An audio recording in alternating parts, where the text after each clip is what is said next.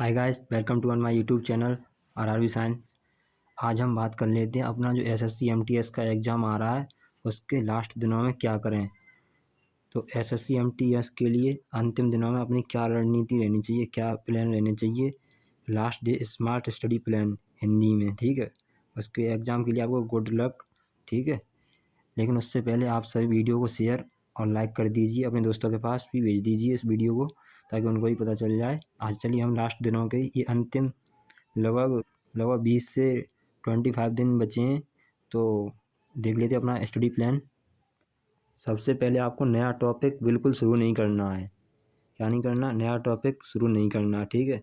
अब सिर्फ रिवीजन करें, जो पढ़ा है उसी को टॉपिक को क्लियर कर लें, मजबूत करें। और वीक टॉपिक का क्विक रिवाइज जल्दी जल्दी, जो आपके कमज़ोर टॉपिक्स हैं उनको जल्दी जल्दी पढ़ें और रिवीजन करें।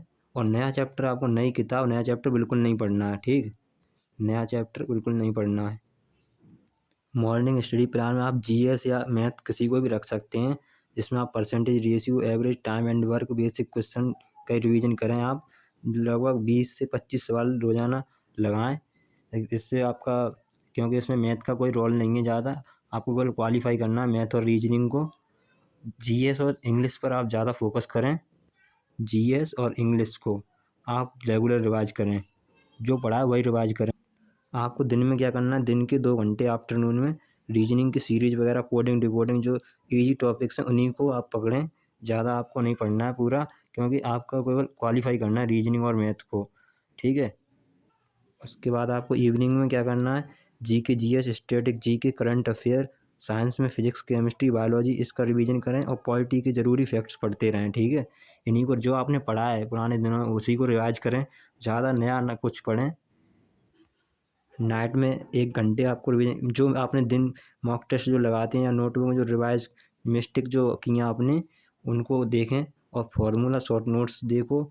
और अगले दिन का प्लान बना लीजिए क्या कर। आपको जल्दी जल्दी बड़े बड़े टॉपिक पढ़ने हैं, छोटे छोटे टॉपिक जैसे किसी दिन स्टैटिक पढ़ लिया, पॉलिटी पढ़ लिया, ऐसे करके। स्टैटिक में टॉपिक होते हैं जैसे ऑर्गेनाइजेशन वगैरह, डेज वगैरह, ऐसे करके आपको पढ़ना है। जैसे डेज हो गए अपने, किसी दिन कौन सा दिन होता है, आपकी कंट्री वगैरह क्या है, और उनकी क्या कहते हैं, मुद्रा वगैरह क्या होती हैं जैसे, तो वो आपको कर लेना है। लेकिन सबसे ज़रूरी है मॉक टेस्ट।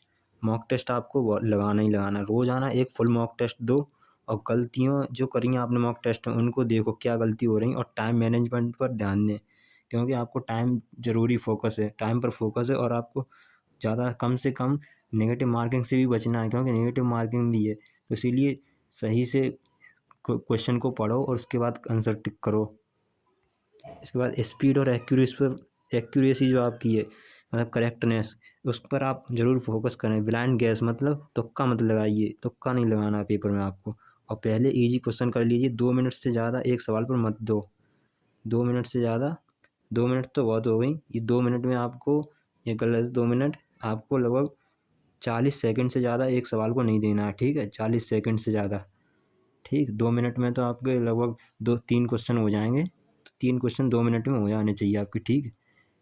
अब हाई स्कोरिंग कैसे करें? क्वांट से होता है आपका, जो केवल आपको यहाँ तो आपको केवल क्वालिफाई करना। Percentage, profit loss, simplification, easy data interpretation, ये आप में नहीं आता है। लेकिन आप जो इजी इजी चैप्टर हैं उन्हीं को पढ़ लीजिए, क्योंकि आपको केवल क्वालिफाइंग ही करना है। मैथ और रीजनिंग क्या करना, मैथ और रीजनिंग क्वालिफाई करना है, ठीक है। तो आप, और जीएस और इंग्लिश पर आप रोज़ाना 2-2, 3-3 घंटे दीजिए, क्योंकि उसी से आपका स्कोर बढ़ने वाला है। अब देखिए, हाई स्कोर जीएस और जीके से होगा आपका। कैसे होगा? लास्ट में जो आपने 6 मंथ जो करंट अफेयर वगैरह पढ़े हैं वो रिवीजन करते हैं ना। बायोलॉजी में आपको टॉपिक्स पढ़ने हैं, और इंडियन पॉलिटिक्स में जो बेसिक बेसिक टॉपिक है उनको। और इम्पोर्टेंट डेज और अवार्ड, ये ज़रूर पढ़ लीजिए। अवार्ड, अवार्ड वाला टॉपिक ज़रूर आएगा कोई ना कोई, जो भी 2024-25 में जो भी अवार्ड वगैरह दिए गए या सम्मानित। करंट अफेयर आपको, करंट अफेयर को आपको कंप्लीट कर लेना है, जो भी आपने पढ़ा है उसका जल्दी जल्दी रिवाइज कर लीजिए, ज़्यादा वो नहीं।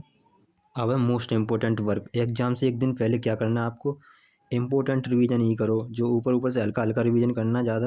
और एडमिट कार्ड, आईडी प्रूफ अपना तैयार रखें। और जल्दी सो जाओ जो एग्ज़ाम से एक दिन पहले, ताकि आप नींद अच्छी लें। लगभग 8 घंटे लगभग आपको नींद लेनी है, ठीक है। 8 घंटे लगभग, ठीक है। उसका नया मॉक टेस्ट कोई ज़रूरी देने की नहीं है, ना कुछ नया पढ़ने की ज़रूरत है। आपको केवल नींद पूरी करनी है, अपना आराम से सोएँ और आपको एग्ज़ाम देने जाएँ तो किसी स्ट्रेस में ना जाएँ, ठीक है? कोई भी स्ट्रेस नहीं होना चाहिए आपके पास। एकदम आपको लाफिंग लाफिंग वगैरह होनी चाहिए आपके चेहरे पर, ठीक? मुस्कुराहट के साथ रहिए आप उस दिन। और एग्ज़ाम में बिहेवियर सही रखना है अपना, किसी से ज़्यादा वो नहीं करना है। अब एग्ज़ाम डे के दिन क्या करें? एग्ज़ाम डे अपना माइंड को शांत रखें, काल्म रखें और पहले ईजी सेक्शन को सॉल्व कर लीजिए। जो कि आपको मैथ रीजनिंग आएगा वो ईजी ही आएगा, मैथ रीजनिंग आपका ईजी आएगा। और इंग्लिश भी ज़्यादा वो नहीं है आपकी, केवल 10th लेवल की पूछी जाएगी, ठीक है? 10th लेवल, 11th, 12th से ज़्यादा ऊपर नहीं जाएगा, 10th से 12th के बीच में ही पूछा जाता है। और टाइम को डिवाइड करें तो आएगा ही वो तो। और नेगेटिव मार्किंग से बचना है आपको, ठीक है? ये सबसे मोस्ट इम्पोर्टेंट पॉइंट है, नेगेटिव मार्किंग से बचना है। ये स्ट्रेटजी अच्छी लगी हो तो वीडियो को शेयर और लाइक कर दीजिए, हमारे चैनल को सब्सक्राइब कर लीजिए। अब मिलेंगे नेक्स्ट टॉपिक पर, तब तक के लिए थैंक यू।